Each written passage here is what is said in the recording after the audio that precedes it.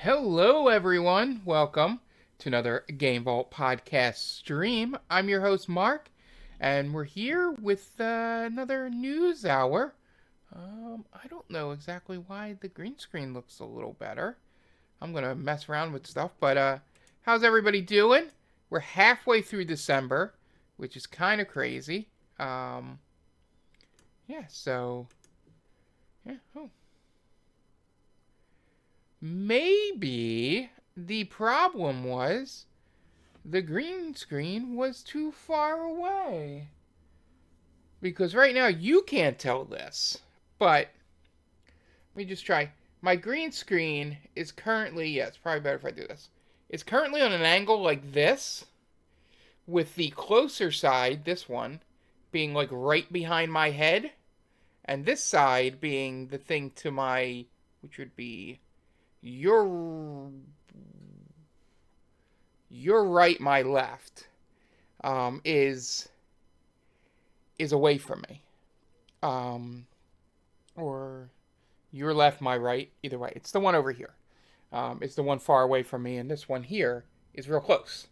And we are not getting that pulsing thing as much. I'm still a little dark, though. Let's see. Brighten me up a little bit. There we go. That actually looks good. Maybe I kind of solved it. I still want better lights, but not here nor there. Sorry for all the audio listeners. This just happened when I popped up on the full screen here. So, yeah, for those of you watching the video or have seen live me do stream games, well, I've been having problems with the green screen, and I think it might have been just because it was too far away, which would be friggin' stupid on my part. I moved it far away thinking that was the problem. But anyway, or thinking that would solve the problem. But anyway, how's everybody doing? Like I said, halfway through December here. I am full into GOTY mode. Trying to get as many of the Game of the Years done, or as much done as possible. I think we settled for our Game of the Year actual podcast to be the first or second week of January. So I do get an extra little bit of time. I get that whole week that I'm on vacation at the end of the month to just blaze through the two big games I have remaining. Yakuza, I'm in hour 12, and I'm about 4 hours into Indy.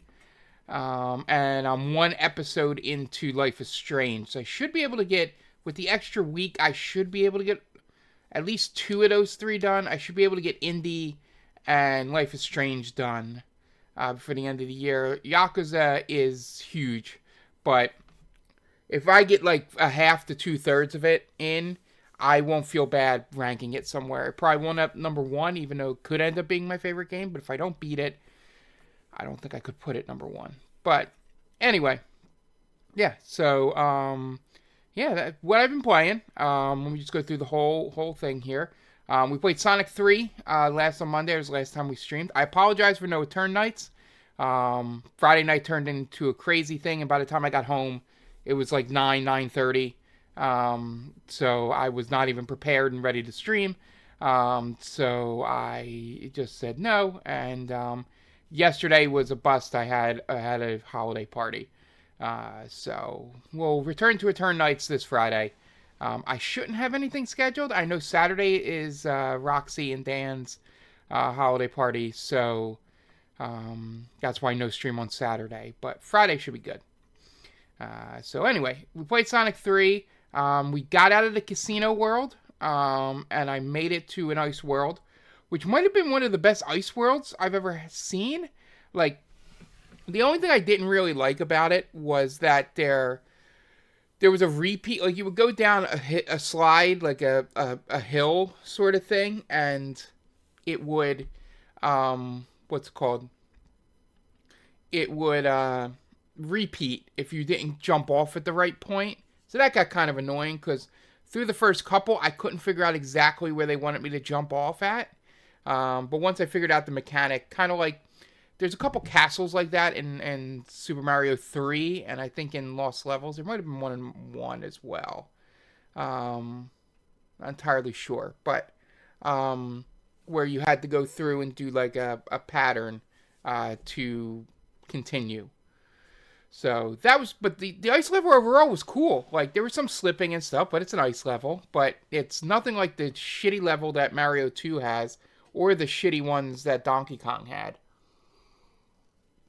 Donkey Kong's looks great, but just the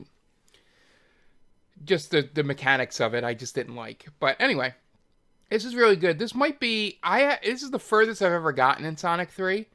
And I don't think it'll ever eclipse 2, because I think 2 is just kind of the perfect Sonic game. So I don't think, but it's definitely going to become my second favorite for sure. It's going to surpass CD as my second favorite with this type of 2D Sonic game. So, but I'm having fun with it so far. The save system's great, and we always have save states. If we get into a situation like we had to start last week's stream on a save state, just because what was happening was I got stuck in a oh, okay. Well, I always ranked it as my second favorite, so yeah. So I would say, yeah, Tom pointing out that Sonic CD is an adventure game. That just shows you how long it's been since I played Sonic games, because my list has been pretty static in my head for years. I had two CD 1 and 3 from just my preteen and adolescent time of playing them. That was sort of my rankings before checking back in with 3 here. But I always thought Sonic Adventure was the first adventure game, but I could be completely wrong as well. But yeah, so 3 is definitely moving up the list. It's getting close to being number 2. It might even be there already. But yeah, this is the furthest I've been because, to be honest, this is the most that I've actually sat and concentrated on a game since Sonic 1. Because I've always gone back to 1. Okay, that would make it an adventure game then, Tom. For those of you in the audio version, Tom reminds me that you need to find all the emeralds in order each time to warp. And I'm like, yep, now I remember that. That would make it an adventure game. Anyway, it's going to be my second favorite. CD's still a 2D game, right? Or 2.5D, right? I'm not wrong. The first 3D one was adventure? Question mark. But yeah. But either way, I'm really enjoying Sonic 3. I didn't think I would. And confirmed 2D. Yeah, I haven't gone and tried to play any of them outside of 1. I go back to 1 a lot. I've mentioned this a million times, and my sister still likes to brag whenever I bring it up, especially in front of my nieces. So I do it to myself, honestly, because she doesn't really remember or care to taunt. But when I bring it up, she doesn't let me forget it for the rest of the night. That she made it almost all the way through playing Sonic, and she played 2 video games. Sonic 1 and Mario 3, and she was much better at both of them than me. But she never played any other games outside of watching me play survival horror games when we were growing up. And so I keep going back to Sonic to try to be good at it. But Sonic's got a terrible save system since it's an early Sega game and continues and stuff like that. So the Sonic 3 save system is making this so much better, way to play this. So, yeah, I am happy about that. Games I've been playing off stream, Balatro. That game it's addicting. Yeah, I know Tom joked about me getting a Steam Deck, but I'm really considering either purchasing it on my Switch or on my phone until I get a Steam Deck, because it's only like $10, or it might even be on sale because of the Game Awards. I buy it again. I'll spend the $10 for my phone or the Switch and just, play it there and have it also on a Steam Deck computer thing. I might even see, you know what I might do, Tom? Just popped in my head because I'm going to be doing that a lot because my throat's a little dry. But I still have that mini computer out there that's not doing much anymore. Just because it's, I got the Mister now. So what I originally had purchased that mini computer to do, I now have the Mister, which is a better thing to do it on. I can probably download Steam on that and just download Balatro. There's enough in that hard drive, right? I don't know if you remember what you put in there. Balatro is not a big game. I could just put it on there and then use my my wireless 8-bit controller to play it on there. And it'll have my save, because it should be cloud saves. See, Tom, we worked this out. For some odd reason, it just popped in my head. But I think we should be good. Yeah, hell yeah. I just remembered about that thing. But anyway, I think I might have to get an HDMI cord. I think I took the HDMI cord for it to bring it in here for the, so I got to find my extra HDMI. I brought it in here for the, what's it called? The gaming setup in here. So, but that might be something I'll do at this stream. But anyway, awesome game. I talked about this before, and Jonathan made a quick joke about it, which is 100% true. Like when I was describing it, and it was funny just have another person pointed out how I was explaining it, that I was just basically explaining every card game in existence when I was saying, hey, you just got to learn, you just got to learn the meta and what they're sort of the cards, like the Joker thing, when I was talking about, it's not like you don't always want to try to get straights and flushes and straight, sometimes you got a really good thing with a Joker that helps with Three of a Kinds, and Three of a Kinds is a hand you can run through with and all that, and you're leveling up things, and when I was describing it, it basically said it's like every card game, and I'm like, that's true. I've only really gotten into, outside of like Triple Triad and Gwent a little bit, in Witcher, I've only really gotten into 3 card games. Marvel Snap I was into for a while. And then it just became the thing where you had to play it constantly to keep up, to even have a chance to win. And I just didn't keep up with it. It's not pay to win, but you have to be playing every season to get the cards in that season to be able to stay competitive. Or else you'd have to purchase the cards from previous seasons. Oh, excuse me, and I didn't want to put any money into it. Balatro and what's it called? The Inscription. Inscription's card game, the first third of that game. Those are the only real card games I really got into. So I don't have much experience playing Hearthstone or Magic or any of those other games that have come up. So you take out the Final Fantasy card games, you take out Gwent, and the only like standalone card game, even though Gwent was standalone, was I played as these 3. But anyway, I've started to get a good rhythm to know I can get to, because you have to play, as I explained, I'll do it again. There's 8 antes, you beat 8 bosses, and then you have to beat a 9th boss, which is like a super boss sort of thing. It's like one of the harder rule sets and number of chips you have to get. But I started to figure out the way to play and sort of the thing you want to do. I think the thing that clicked, I said this a couple podcasts ago, is I started to notice what the multiplier system was. And it took me way longer than I would like to admit that I didn't notice that it said X number multiplier and plus number multiplier. And I kept picking everything that was basically just a higher number. So it was like, oh, this thing gives you plus 25 multiplier on every club. And I'm like, oh, that's great. I'll discard this one that's just an X2 multiplier. Yeah, once I figured out I was being a friggin' moron about that, I have now been able to get to like the 6th, 7th ante. The runs work like this for me, and I don't know if this is for everybody out there that's played the game, but runs are either I die, quote unquote, die, my run ends in the first ante when you don't have any jokers, or very late, like 6th, 7th, 8th ante.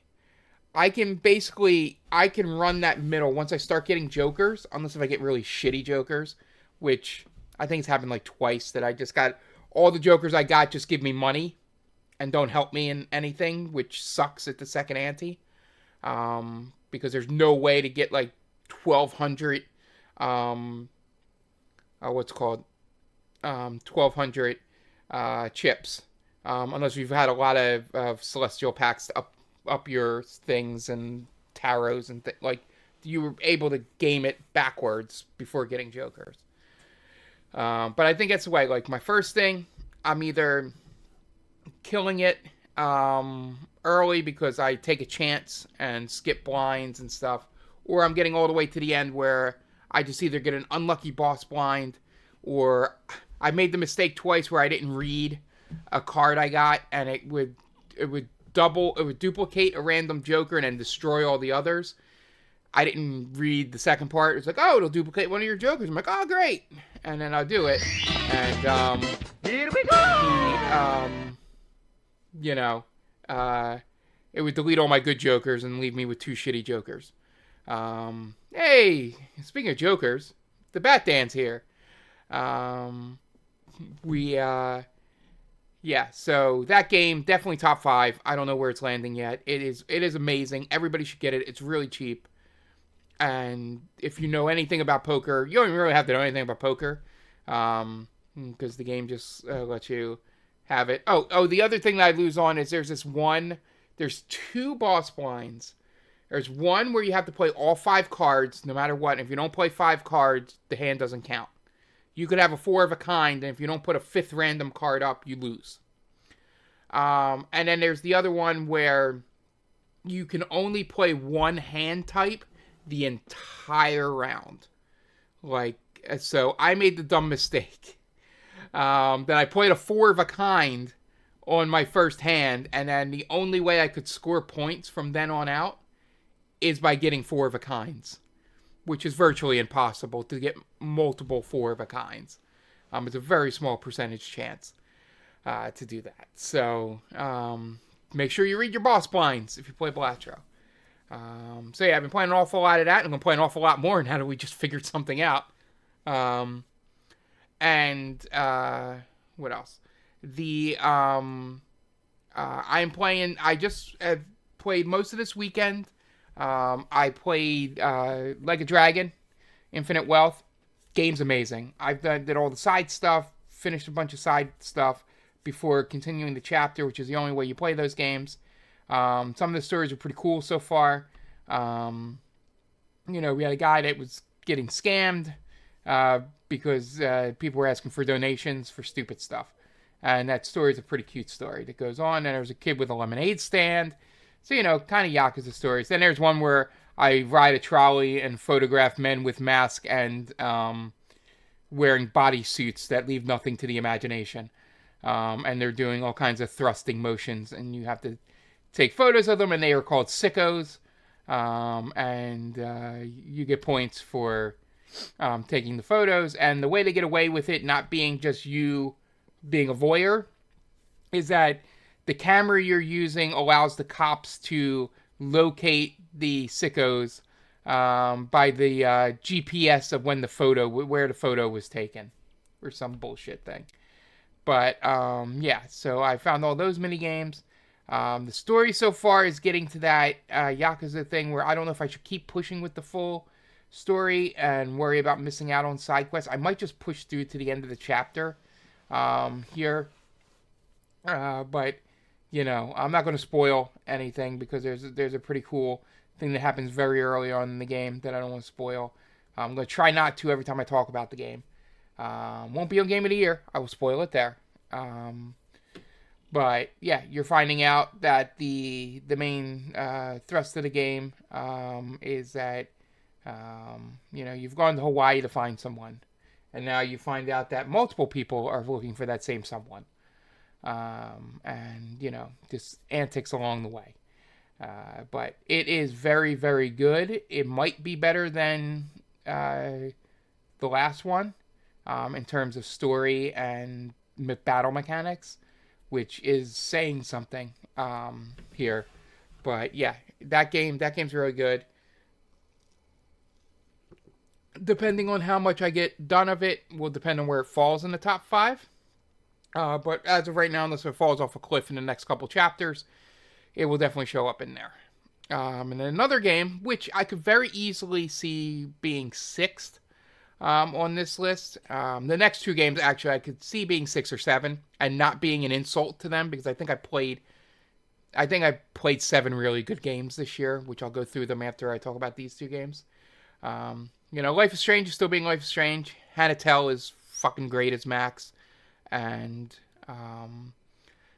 just an older Max here. I was watching some videos of the original Life is Strange, and just the way she brought the maturity that character would have gone through, on top of also still keeping the naivety of Max.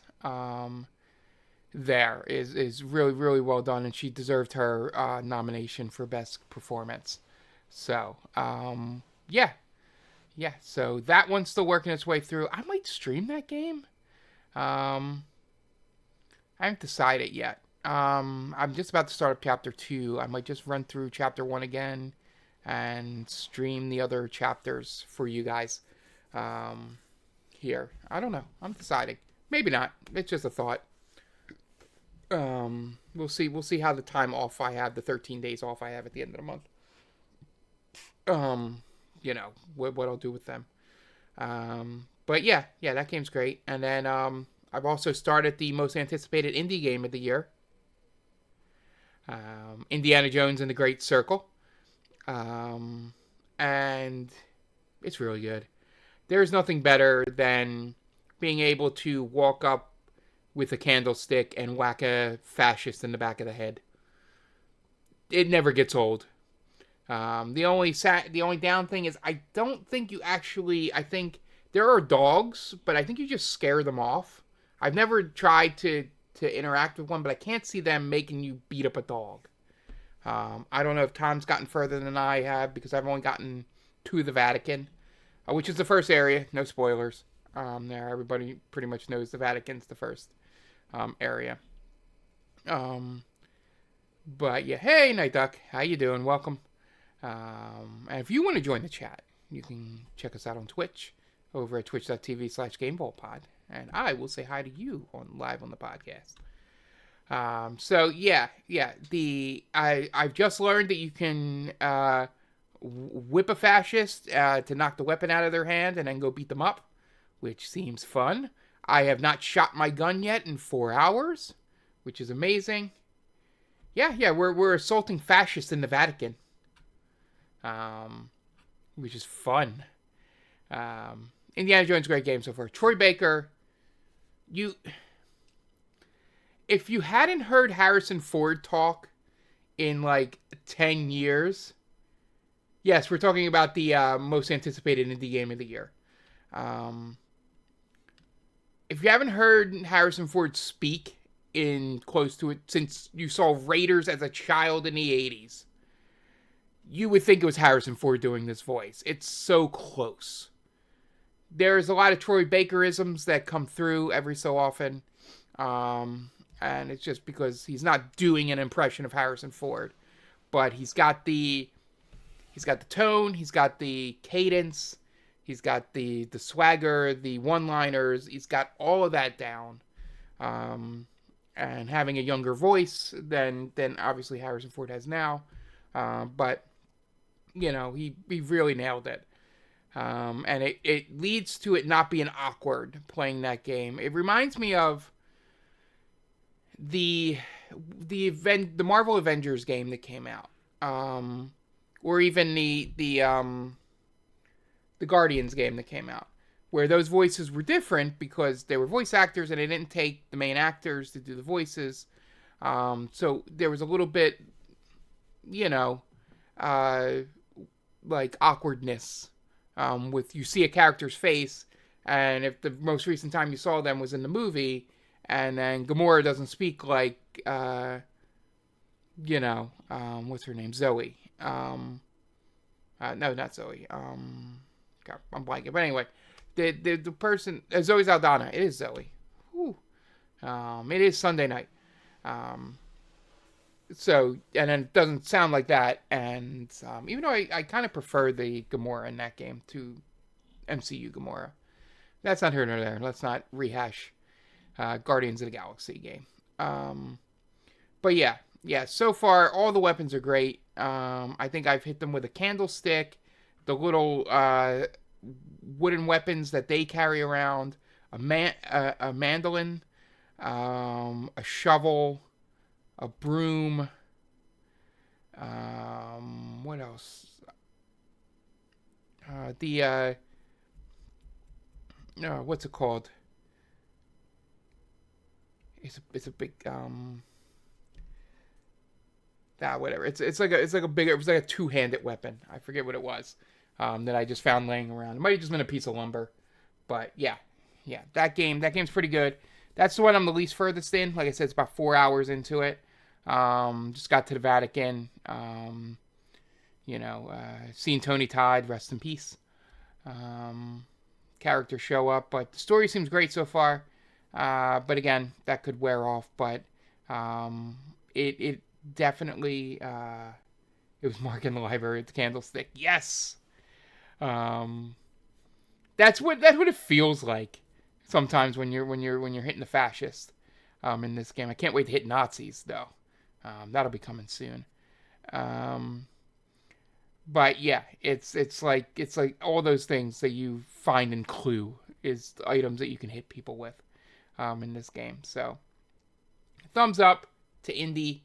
So my top 6 or 7 are pretty good games and really solid. And I even got to see if I can get 1,000 Times Resist and Astrobot soon.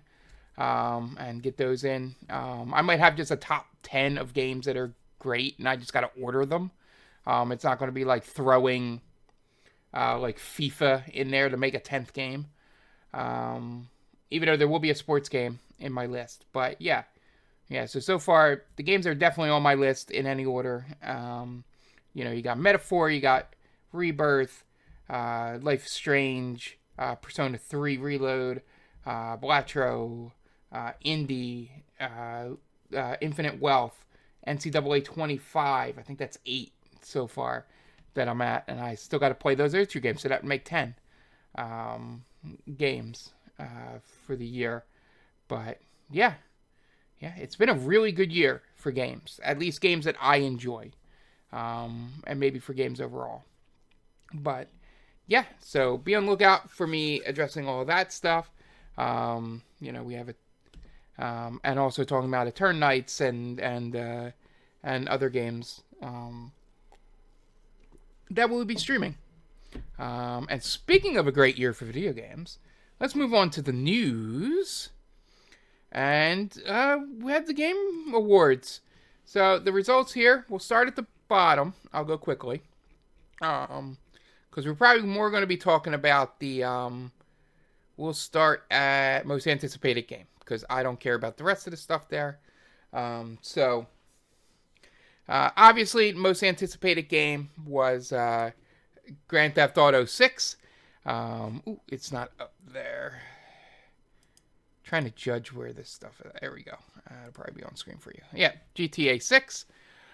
Obviously, amongst those games, everybody's probably looking forward. I mean, Night Duck is probably specifically looking forward to Monster Hunter's Rivals. I'm looking forward to Death Stranding 2 on the beach. All those games could have an individual most anticipated, but the one that the probably gaming public would be most anticipating is GTA 6, so obvious winner there. Best adaptation, I feel like they just made this because they had to give Last of Us and Fallout awards, so that's why this category was created last year. I think it was created last year, maybe. It just felt like it was last year. But yeah, so Fallout wins. It was up against Arcane, which I heard season one's amazing and season two's okay. Um, Knuckles, which I heard was fucking awful. So I guess they needed to find a fifth one. Like a Dragon, Yakuza. I liked it, but I think I explained this when I was talking about it one week.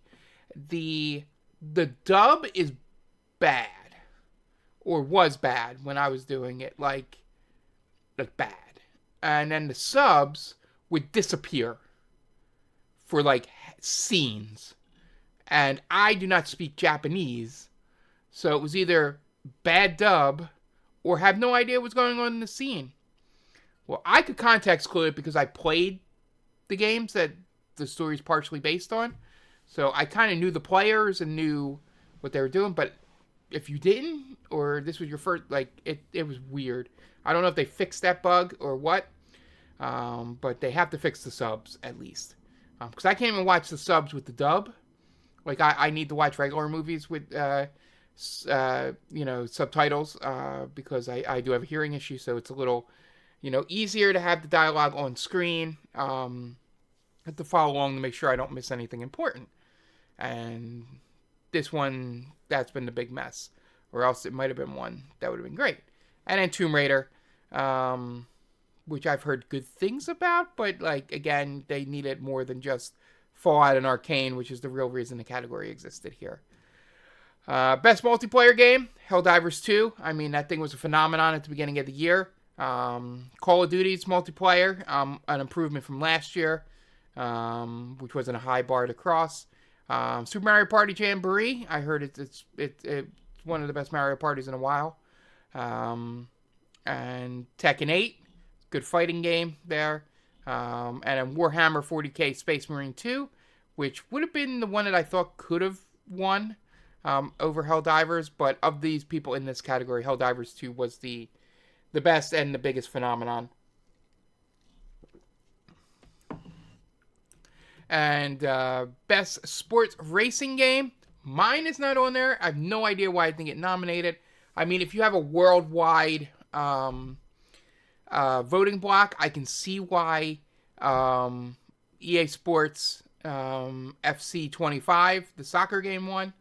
And then two of the other nominations being F1 24 and Top Spin 2K 25 just shows that there might be a European Asian contingent that got those games up there in large numbers, because they tend to not be, I mean, F1's starting to get an American following, but they tend to not be non-American sports games. I love that they had to put / racing, just so I think this is where they put the Forzas and stuff too in there. All right, moving on. So, let's see. How much did I get there? That's good for now. I can talk about these three. So, best sim strategy game. The only one that I played on this list was Age of Mythologies Retold, and that was okay. It wasn't much better from what I remembered of the original. They didn't do much to improve it. Maybe I only played a few hours of it and wasn't blown away. But Frostpunk 2 wins in this category. It's Frostpunk, Age of Mythologies, Kinitsu Gami, Path of the Goddess, Manor Lords, and Unicorn Overlord. And Frostpunk 2 took it. Frostpunk, I love the original Frostpunk, so not surprised that if 2 improved anything on the concept, it should definitely win this category. So congratulations to 11-Bit Studios. Best family game, which is, we do have two dads in the chat. This is just a weird category to me because what a best family game would be, I guess, would differentiate by family. Because Astrobot wins this, and that is very much a game you can play with your kids and all that, but it also depends on the age of your kid. If your kid's 5, Astrobot might not be a game they can get without being frustrated. Plucky Squire, same way. Zelda, obviously. Um, the even Echoes of Wisdom, because just the concept of knowing what to make, like, yeah, I think that's an age gated thing too. And Princess Peach Showtime, probably pretty similar. I would think the only game on this list that I would think, I don't know how else you would do this.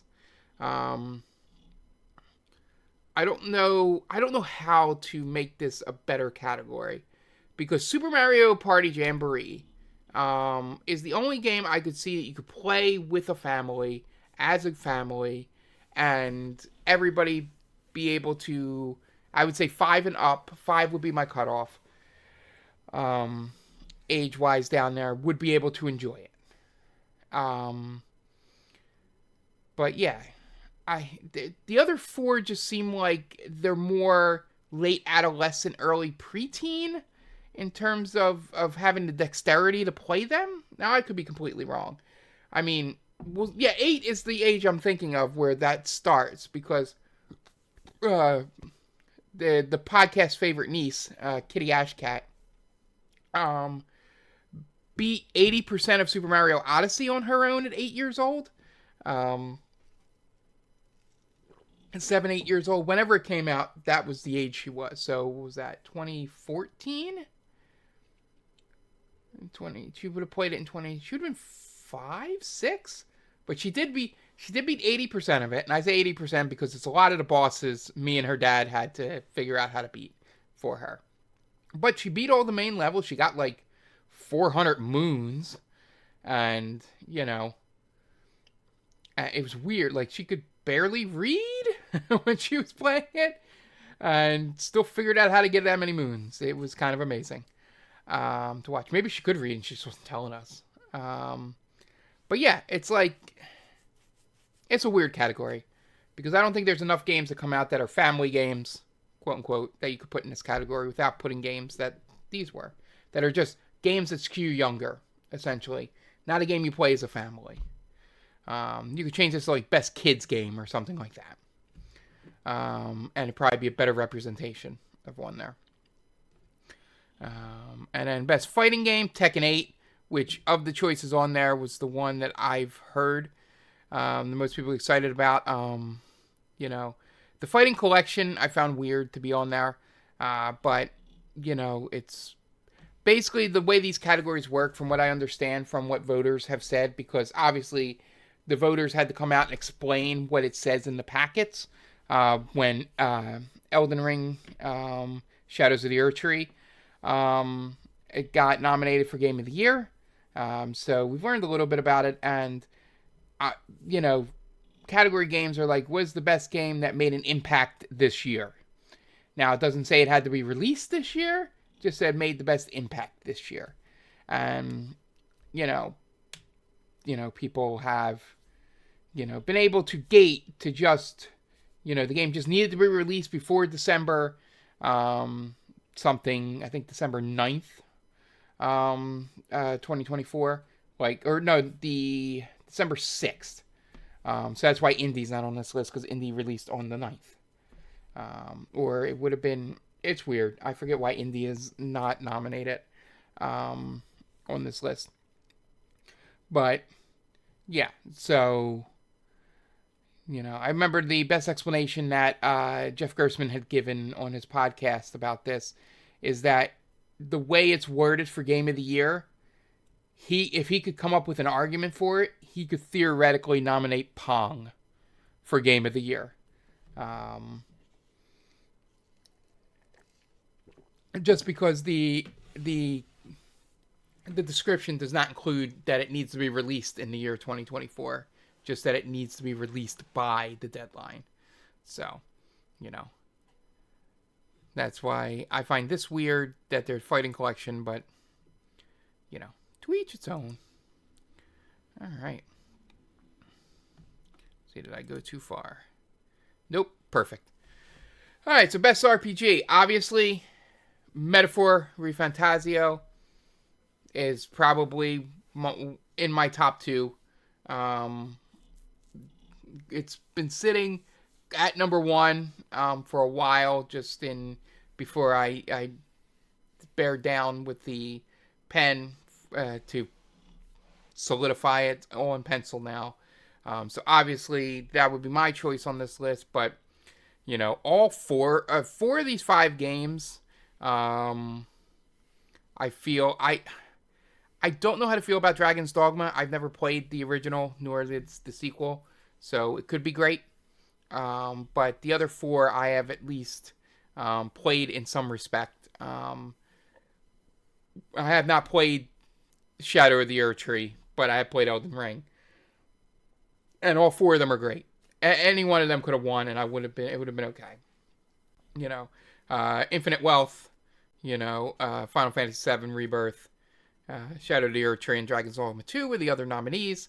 But Metaphor is just a phenomenon, and it was, really good. So that best RPG. And if you're nominated for Game of the Year, it's either got to go to one of these two, either Rebirth or Metaphor, or you're like, hey, it's Game of the Year, but it's not the best RPG. So, and then Best Action Adventure Game, which is the one category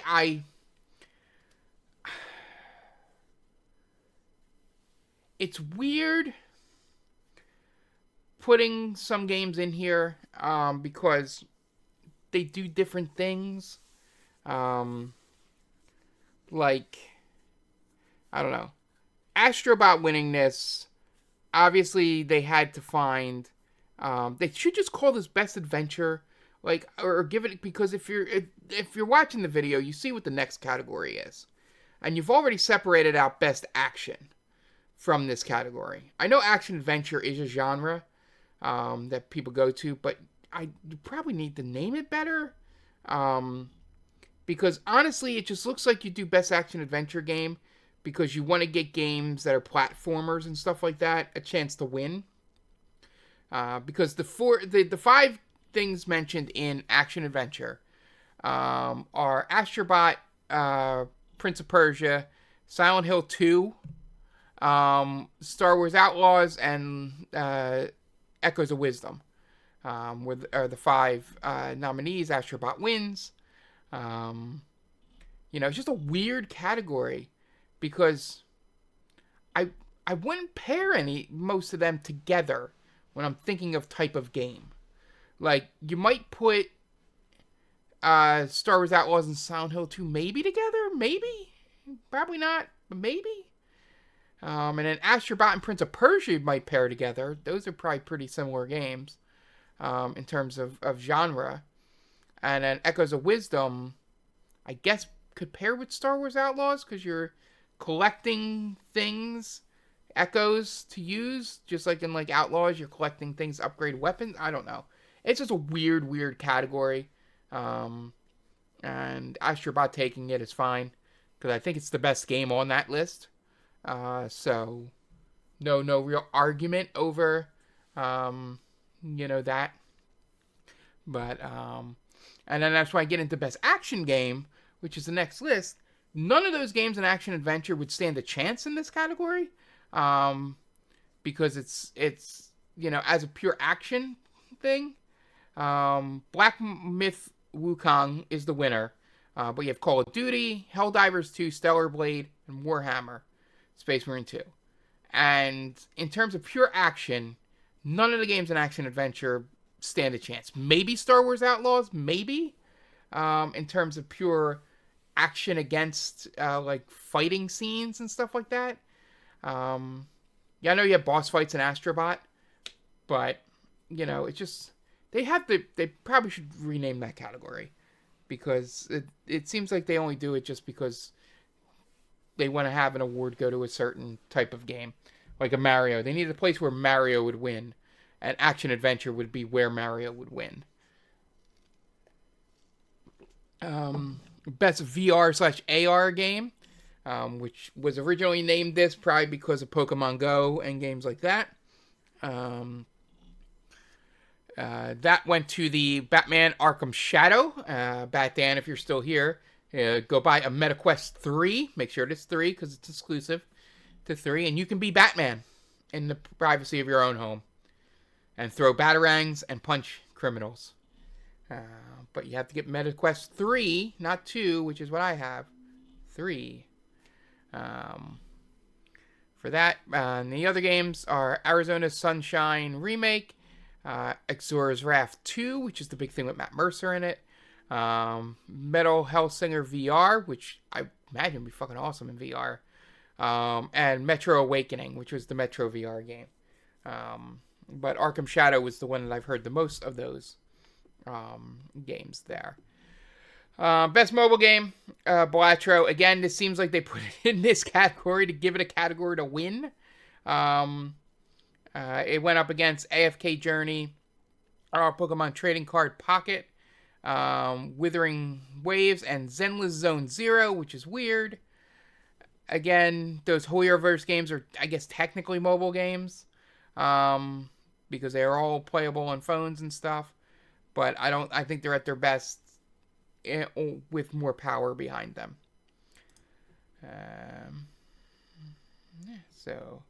And then we get to Best Debut Indie, which I feel that this category here is another strange one, because I think I'd have to do more research. I should have written down the notes that I knew about this.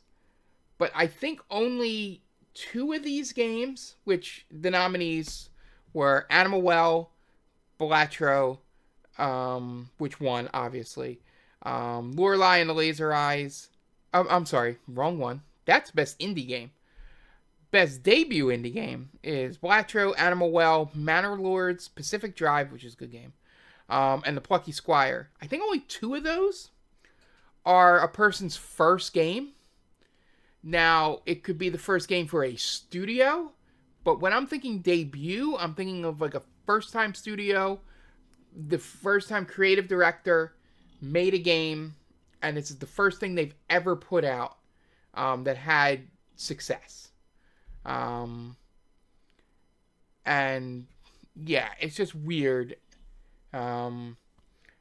They usually hide a game here to give it a win when it can't fit anywhere else. But the fact that Balatro fits both the next 2 categories, next 3 in a row here, is just an oddity.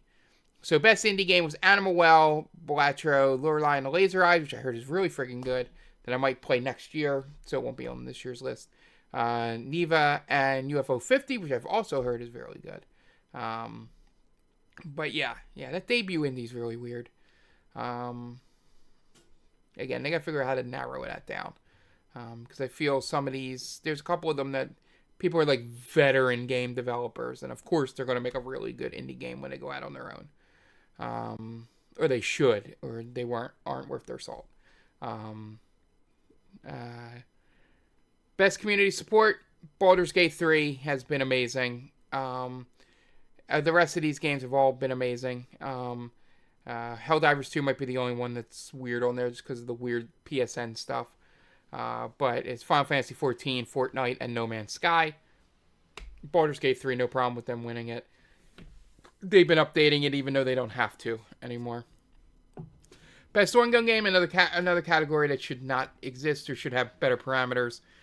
Helldivers 2 won, despite the fact that it just came out this year. Sarah Podorsky on MinMax had the same exact thoughts I had. Like the other 4, Destiny 2, Diablo 4, Final Fantasy 14, and Fortnite, I believe are all at least been out over a year. I think Diablo is over a year and they just put out a DLC. But Helldivers just came out. I don't know how you can call it an ongoing game when it could get shut down next month and it would only been out less than a year. But yeah, I guess it's the best one of these.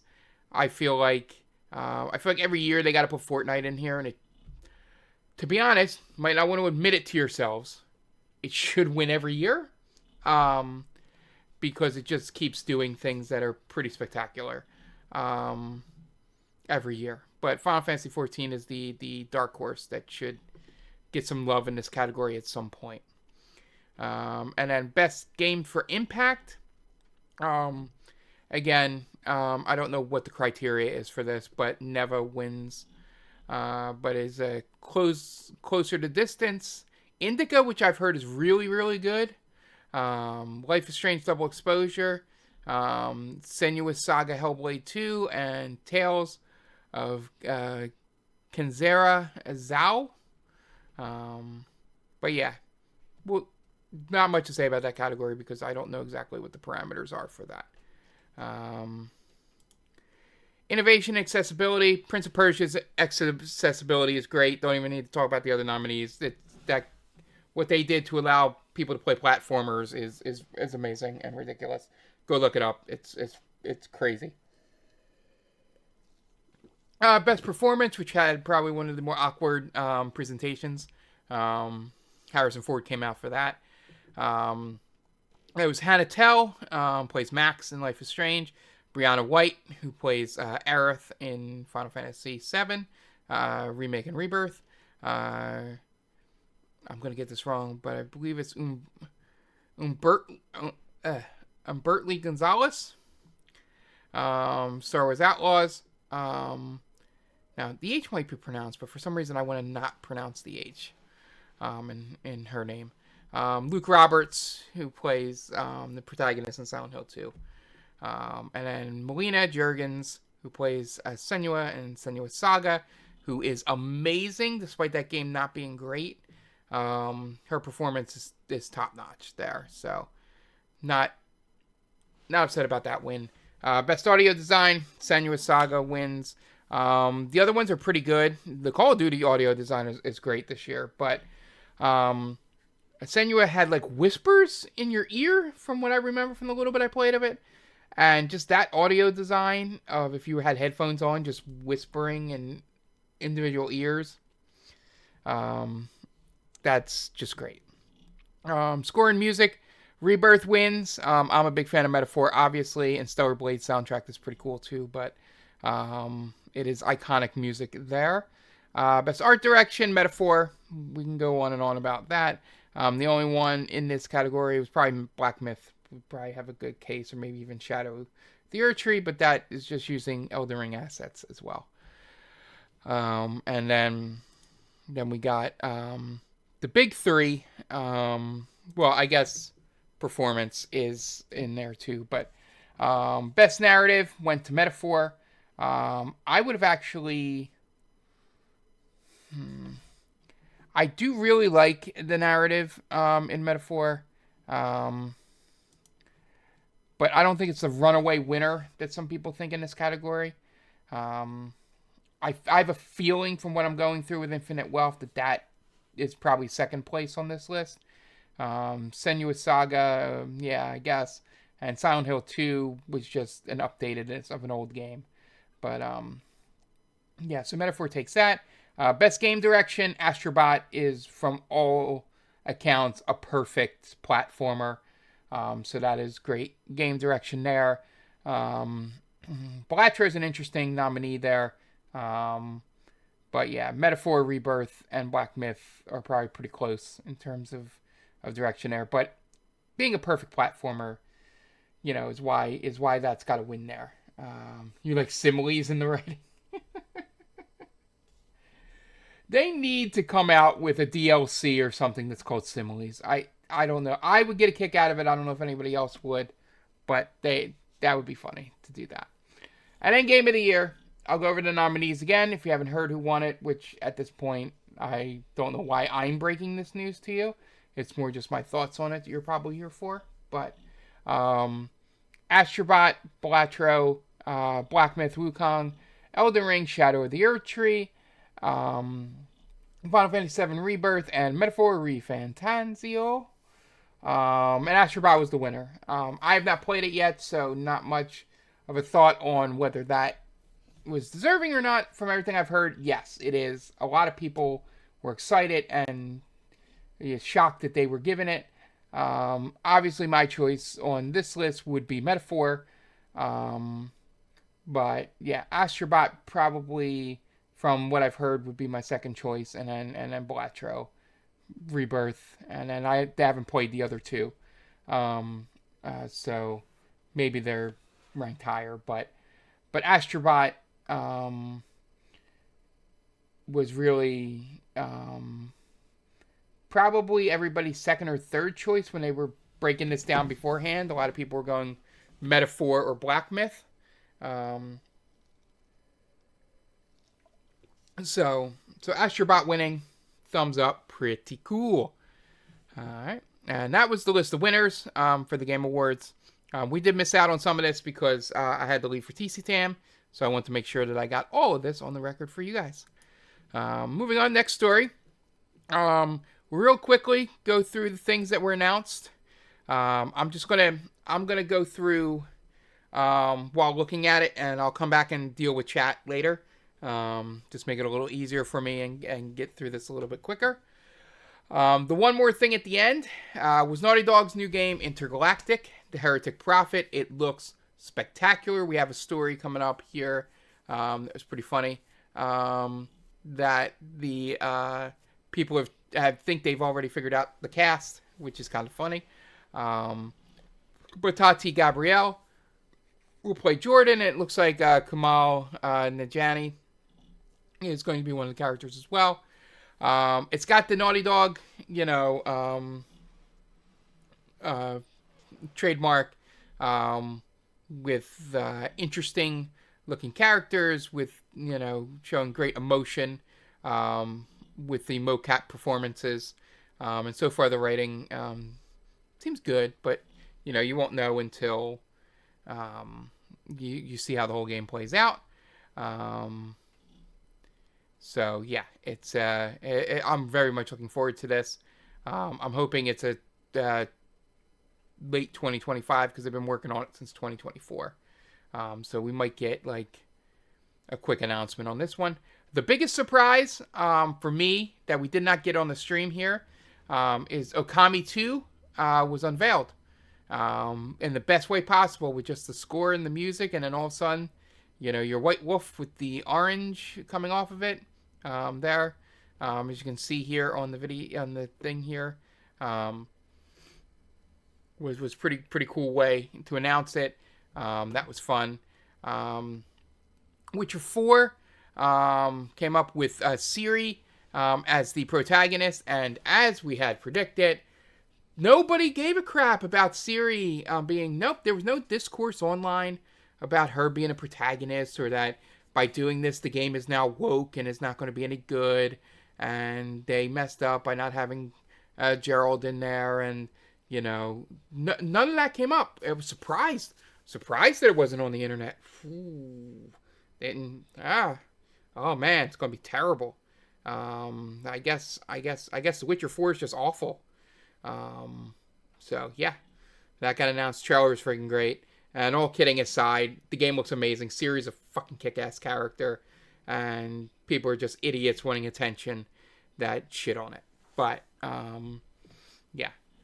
So it's Unreal 5, and it looks like that they're Nvidia's going to be releasing a new card soon, I guess, because the game was shown on an unreleased Nvidia card, which is pretty funny tag there.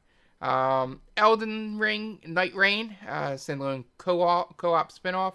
I think it's a 3-person from what I understand. And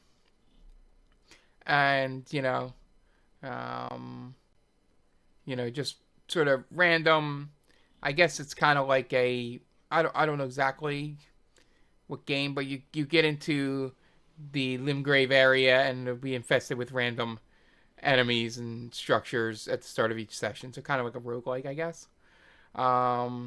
Ueda's new game, for those who don't know who that is, he made Shadow of the Colossus and Ico and Last Guardian, which was the most recent thing. But that game has all the markings of those games in there, except this one's more looks like it's like robots and sci-fi to it. The Game Changer thing, which we did not mention on Game of the Year, or the last news story, Amir Stavat. Basically, he's been helping all the laid-off games journalists, which kudos to Jeff for actually acknowledging it this year. Um, he's been helping all of them find jobs through a spreadsheet that shows listings and stuff like that. So, good game changer. Mafia: The Old Country. It's going to be a linear narrative driven sequel, so doesn't look like it's going to be open world. And the next game up on the list here is Dispatch. It's a new game with Aaron Paul, Jeffrey Wright, Lauren Bailey, and more. Funny trailer there. Good intro to it. Split Fiction. Joseph Ferris's new game, which I'm trying to convince Roxy Foxy to play with me as we play through It Takes Two. Looks awesome. There's Durgans in it, so maybe I'll get her to do that. Onimusha's back. It's kind of surprised like this. I sort of thought I knew what was happening when the red orbs were coming through, and then when it got sucked into the guy's eye, I was like, yep, it's Onimusha. Outer Worlds 2 looks great. That game is underrated. You should play the first one. It looks like they've improved on just about anything. They had one of the best jokes in the trailer where they said Fallout 3 Part 2, which is just New Vegas. So I'm upset that a lot of people missed that joke. Last of Us coming to PC, we knew that. Final Fantasy coming to PC, we knew that. It's just January, so all you people that bought a PS4 Pro, PS5 Pro to get the better version of Rebirth, it's just coming to PC a month later. So, Clive is going to be in Tekken 8, not Tifa, which isn't surprising in the fact that, as Metal Militia likes to say, Tifa is goated, and we just dominate in that game. But also 16 is the newer game, and Square usually likes to release that stuff. Even though Rebirth came out after, since it's 16, it's weird why because they had what's his name, the guy Noctis from 15 and 7. So Borderlands 4, I don't get it, never did, but they did reveal the gameplay for Borderlands 4 with Game Awards. Randy Pitchford did his thing where he said mother fluffin' after Joseph Ferris broke at least multiple FCC rules when he was up there. The Virtua Fighter announcement was the most surprising one for me. And different than the Okami 2, that one I'm excited about. This was just like, oh crap, I forgot the Virtua Fighter hasn't really been around with regular creators in a while. It's going to be the first mainline one since 2006. I was like, Jesus. Very, very long time for that. Project Century from RGG. Be interested to see what that is. Somebody had a suggestion that it's going to follow a town in Japan from 1915 through 2015, which is pretty cool, but I don't know what that is. The Sonic Racing game, which is underrated, has a new game coming out called Crossworlds, which I'm assuming is going to just incorporate a bunch of Sega stuff. Turok is now a co-hunting, a Monster Hunter type game, apparently. That you can play. Ninja Gaiden. This side-scrolling thing was pretty freaking cool. Ragebound. And then these were all pre-show stuff. Thick of Thieves. Slay the Spire 2 got announced. Secret Level Pac-Man episode is getting turned into a Metroidvania. It's a game called Shadow Labyrinth. That was pretty interesting when watching through that. This was weird. The Sifu creators are now making an online multiplayer soccer game that kind of looks like Rocket League, which was just car soccer. But yeah, I'm going to be playing it. But yeah, this looks pretty cool. Pal World has an expansion coming out. Dave the Diver also has an expansion. So that was everything that was announced. The Game Awards here. Yeah. It was a good night. It was like 9 out of 10 Game Awards. There was a little section where it got slow when there was a lot of ads, the Hoyoverse stuff. But outside of that, it was a great show. Great show. All right. Next up. So Naughty Dog, the people have taken this screenshot here, and they seems to have broken down who they think the other people are. So a Reddit user says it appears to be Tony Dalton, who played Lalo Salamakea or whatever from Better Call Saul. Stephen Chang, who played Jesse in The Last of Us. Part 2. And then some think one of them is Ashley Scott. Some think it's like Jessica Chastain, Kelly Riley. This one up here. Druckmann said that the intergalactic cast is a stellar class, but didn't say any more. And they'll reveal it down the line. But of course, people took this photo and have just run with trying to figure out who it is in that photo there. The only one we know for sure is Kumail Nanjiani, because his is very, very, very obvious.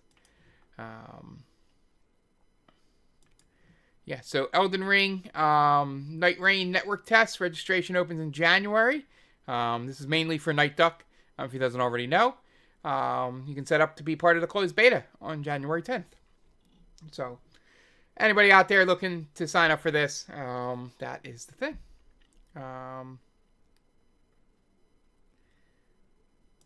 And then finally, mainly I skipped that Witcher 4 story that you might have seen on the video, just because I'm losing my voice here a little bit. So our final story, the PlayStation Plus games catalog editions for December 2024 have been released.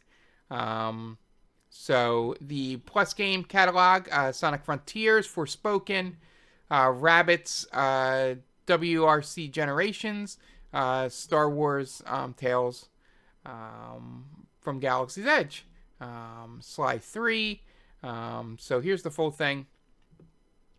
Fist, The Forged in Shadow Torch, Jurassic World Elevation 2, Coffee Talk Episode 2, A Space for the Unbound, Fogs, Bipped, and then that Star Wars game. Forspoken's probably the only one on here that if I had the upgraded subscription, I would look to try and check out there.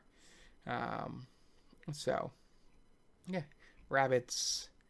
Yeah, just going through, so you guys can see these things here. But yeah, so that was I couldn't find anything Xbox. I think we might have already done the December Xboxes and stuff like that. But yeah, that'll do it. A Night Duck commenting as I switch back. I already have it on my calendar and talking about the Elden Ring thing. So yeah, that'll do it for tonight. I'm glad that I think I figured out the green screen thing a little bit. I'm gonna go check on one of our other scenes when we sign off here. I'm gonna turn on my PlayStation here and see if it works there, which might be magnifique if it does work. So, all right. Thank you guys for joining me. We'll be back tonight with Sonic 3, maybe 9:30, 10 o'clock. I do have a basketball game at 6, so I may get home a little bit later than usual, but we will definitely be doing it sometime between 9 and 10. So be sure to check that out. We might have a special surprise for you guys on Thursday. Stay tuned. Friday, I'll be playing the Turn Knights. And then Sunday, we'll be back for the News Hour. And then the next 2 weeks after that are going to be interesting and may be filled with a lot of streams at weird times of the day. I may just want to stream things during my 13 days off that I will have after the 23rd. I go to work on the 23rd. And then we were off that week. Well, I actually have 13 or 14 off. So I will get that Saturday, Sunday, work Monday. Rest of that from Tuesday the 24th through the end and the beginning of the year. So basically 9 business days off plus the 4 weekend days there. So yeah, so 13. I guess it's 14 or 15. I guess whatever. I set it up pretty nice because I waited until the first week in December to ask for it after I made sure nobody else was requesting that week off in my department. I'm pretty nice about it because I'm the only one in the department without children, and that can be a time of year when kids are out of school and those parents might want off. they don't have to worry about daycare. And daycare is shitty, price-wise. So, yeah. Yeah, so be on the lookout. Those 2 weeks might be a little crazy with some streams just randomly popping up. I might pop into a Roxy Foxy stream if she does that at like 4 in the afternoon, which I can't jump into anymore. So you might see me in chat there or even in the game. Maybe we'll queue up the Phasmophobia thing that I owe her for the $1,000 for Extra Life.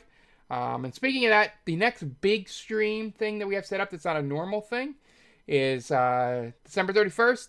I'm going to be playing through a randomizer thing, which is going to involve Zelda games. I think it's going to be... I'm going to try and figure out if we're just going to do 3 random randomizers, or if I'm going to try and figure out, with the help of Night Duck, how to set up me and my own multi-world. I don't know if we can do that, but that would be pretty cool. And as we said, I was trying to do a damage shuffler, but it takes too much coding that I am not any good at to do, and probably a long time to figure it out for someone like me. So we're just going to do the time-based, and to be funny, I decided it to be every 420 to 690 seconds, the game will switch. I might be in the middle of a boss fight, I might not, and we'll switch it. But on top of the 3 randomizers, whichever way we end up doing it, I might throw some weird games in there that just make no sense and would just frustrate me for 420 seconds, just for the lulz, essentially, and to break it up a little bit. I'm not going to plan on beating it. It's probably only going to do it for like 3-4 hours, and then that's all going to lead in. My goal is to maybe start that at 7, and lead into the 11:30 Fuser stream, if I can get that up and working again, which I do have to take down the stream, restart, just because we delete the Fuser stream every year. So if you're never here live for the Fuser stream, you don't see it. So I always try to do a half hour leading up to the countdown, and then we celebrate the countdown here on the air. So yeah. So be on the lookout for that. December's going to be pretty crazy. And then we got, I might do my metaphor thing at some point. And then we're going to be doing Game of the Year stuff. That'll have YouTube things. All the YouTube stuff should be up by the end of the year. When I get like a day, I can just sit here like on the morning of Christmas Eve and just until I have something to do at night and just sit here and download and edit and upload. Until they tell me I can't upload anymore because there's a limit every 24 hours.